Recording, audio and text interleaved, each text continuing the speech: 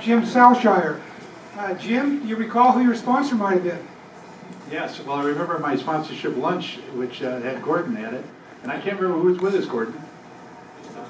Just the two of us. Jim has gone on to be the, I guess it would be the manager of the Marine Association. But anyway, doing a great job. We see in the papers what great things you're doing. Again, thank you very much for attending today. I have a brief story. I arrived here after buying a house in May of 2005. And I didn't know a soul in town, so I went over and signed up with State Farm and they recommended Alex. So I got stuck with Alex. He's still my insurance agent, and he sends his regards. And so I said, Alex, I'm 63 and I've got one more thing in my tank that I want to do. I don't know what it is, but I want to wear shorts and a fishing shirt every day. So what should I do? He said, tomorrow I'm taking you to Rotary. So pretty soon the city hired an executive director of Main Street. So we got John Parrott as the president, and on the board was Gary Kellogg and Tom Felke. How about a stacked deck? So I get the job, and after 2 years, the Marine Association started forming. And so who were forming that but Gary and Bob Whalen. So I got that job. And then as soon as I got on the board, get in with Bob, I hired Judy as my slave. She's our secretary and still here after almost 10 years. And then I brought Tom and Gary on the board as well. So my advice to the young folks is, you know, I've 12 years into this city, I didn't know a person, and now I've been able to fulfill a lot of my goals and stuff, and it happened because of the contacts that come from this group.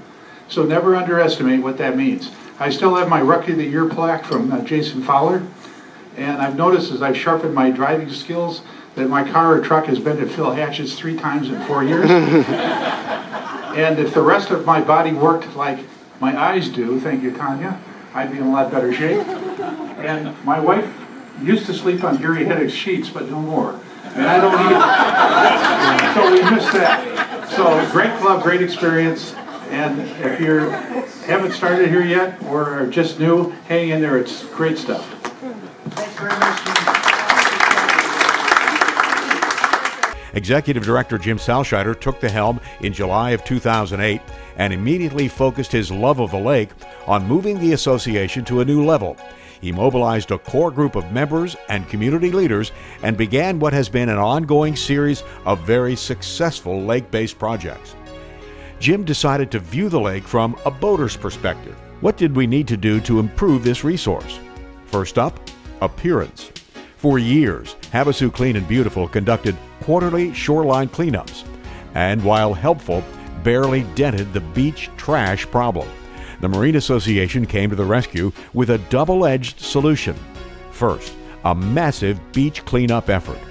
Next step, keep them clean. Jim and his crew mobilized the community and membership to create a trash bag post project. The idea?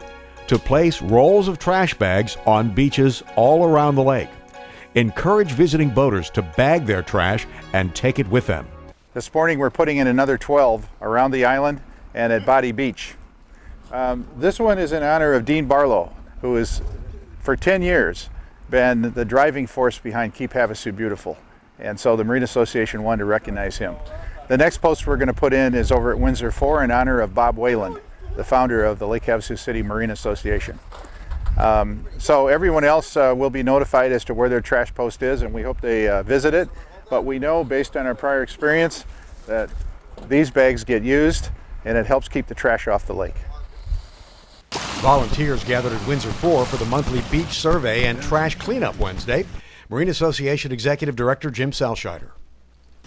So the Marine Association now has 50 bag posts out on the lake. So here happens to be post number 3 on the Chemehuevi side. When we checked this post the week before the 4th of July, it had 80 bags on it. Today it's empty, and as you can see from the beach, there is no trash. So it's amazing how well this program is working. So basically, it's like running a vending machine line. We go out twice a month and check the bag posts.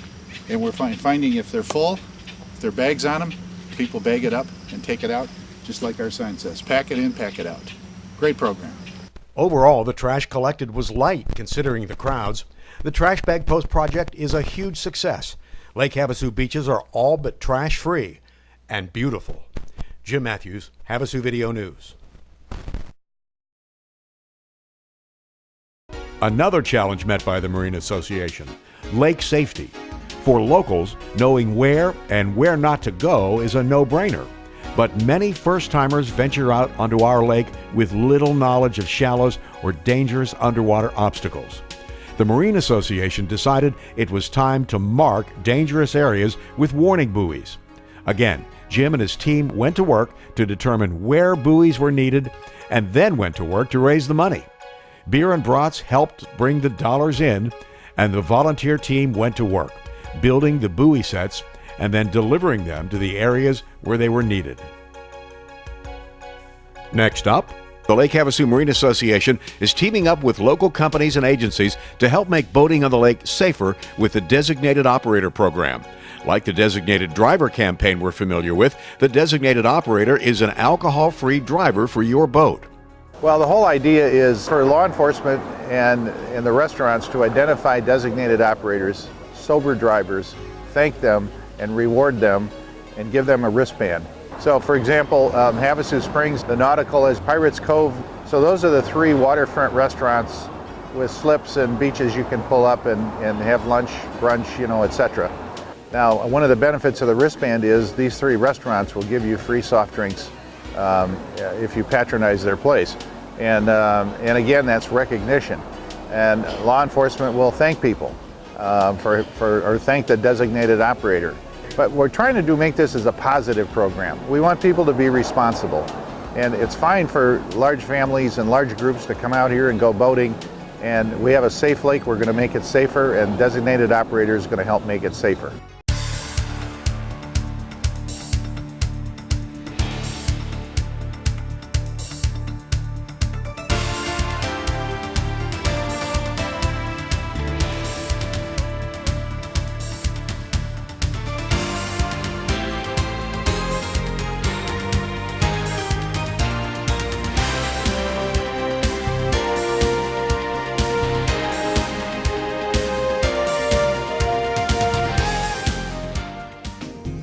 Hi, I'm Jim Salscheider, Executive Director of the Lake Havasu City Main Street Program. For the next few minutes, we're going to explore the vision for the future of our city. For over 30 years, the American Institute of Architects has offered a RUDAT program, the Regional Urban Design Assistance Team. More than 150 cities have been visited by RUDAT teams. Professional architects, planners, economists, and urban experts that conducted intensive studies of target areas.